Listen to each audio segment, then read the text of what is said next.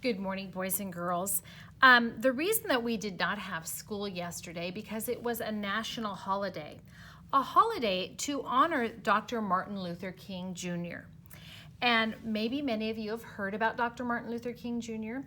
He was a man that felt like everyone should be treated equally and have the same rights. And when he was living in his time during the 1960s and the 50s, people were not treated fairly. People were judged by the color of their skin or by what they did. And so we are going to spend today and tomorrow studying about Dr. Martin Luther King. And our mentor story is a nonfiction book. It is a biography. A biography is a story about someone's life.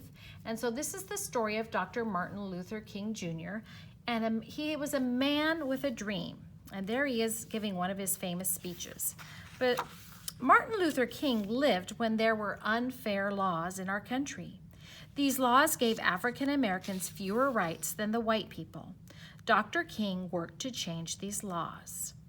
So he lived from 1929 to 1968. And the whole time that he was alive, people were not treated the same. And even today, sometimes people aren't treated the same. Martin Luther King was born on January 15th, 1929 in Atlanta, Georgia. His family called him ML. That's why we had yesterday off, because they always take the first Monday closest to his birthday, January 15th, to honor him. Martin's older sister was Christine, and he had a brother, Alfred, that was born after him. Now, the king's house was always full of games and stories and fun, and the neighborhood children liked to play there. So Martin liked to play with all the neighborhood kids, and you can see here some of his friends. He liked to ride his bike and play baseball, and he liked to sing and read, just like you, boys and girls. At times, there were unfair laws in the United States. The laws were found mostly in the southern states. Remember those southern states where there was slavery? Long time ago, and before they outlawed that. Under these laws, African Americans could not go to the same places as white people. This is called segregation. And the way I like to remember segregation and what it means is this means we're together, and to segregate means to separate. People that get along and then they segregate, they separate. So there were a lot of unfair laws during Martin Luther King's life. And in fact, when African Americans rode the bus, they always had to sit at the back of the bus. African American children did not go to school where white children went, and they did not drink out of the same drinking fountains as white people. So they segregated people, all the white people over here and all the black people over here. And really, all these people are children of God, and God loves everybody, no matter what color your skin or your eyes or your hair or how tall or how short you are. So this should never have been allowed. Segregation should never have been allowed. Now, two of Martin's friends were white. Martin used to meet them at their family store, and one day they were told their parents said they couldn't play with him anymore because he was African American. Martin didn't understand why the color of his skin mattered to people. Martin talked to his mother about it. She said that some people didn't understand that everyone is equal. She also said that someday things would get better. Martin decided he was going to work to end segregation. He told his mother, "I'm going to turn this world upside down when I grow up." And he believed that segregation, meaning to separate, was wrong, and that all people should be treated the same. Everybody should get to go to the same school. Everybody should get to sit anywhere they want on the bus. Everybody should get to drink out of the same drinking fountain. So Martin decided he was going to keep with what he told his mom, and he worked hard in school, and he studied religion, and his studies helped him to find a peaceful way to fight segregation where people were separated. And in 1948, he became a pastor like his father. So he loved the Lord with all his heart, boys and girls, just like we do.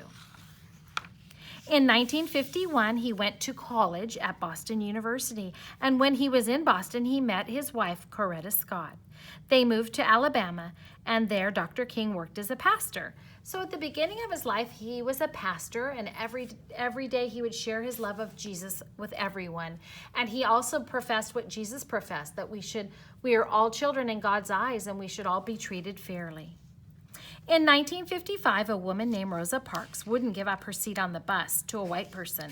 And we're going to learn more about Rosa Parks later. She was taken to jail for not giving up her seat. After that, African American leaders planned a bus boycott. And boys and girls, a boycott means I'm not going to do something until you change that. Dr. King led those boycotts, and for months there were no African Americans that would ride any bus in Montgomery, Alabama. And after a year of no African Americans riding the bus and the bus companies losing lots and lots of money, the law was finally changed. Those people had made a difference, and now all people had the right to sit on a bus anywhere. The protests had worked. Dr. King had led peaceful protests. He led peaceful marches, and he gave speeches about people living together peacefully. That's the key. We can disagree about things, but we can do it peacefully without any yelling or screaming or fighting or anything. And so, boys and girls, Dr. King gave a famous speech. He said, "I have a dream." What are your dreams, boys and girls? What do you dream of someday doing?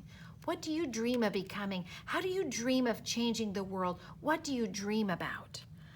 Dr. King said, "I have a dream that my 4 little children will one day live in a nation where they will not be judged by the color of their skin." Dr. King was admired all around the world. He was given many awards for his work, and millions of people were sad when he was killed on April 4th, 1968.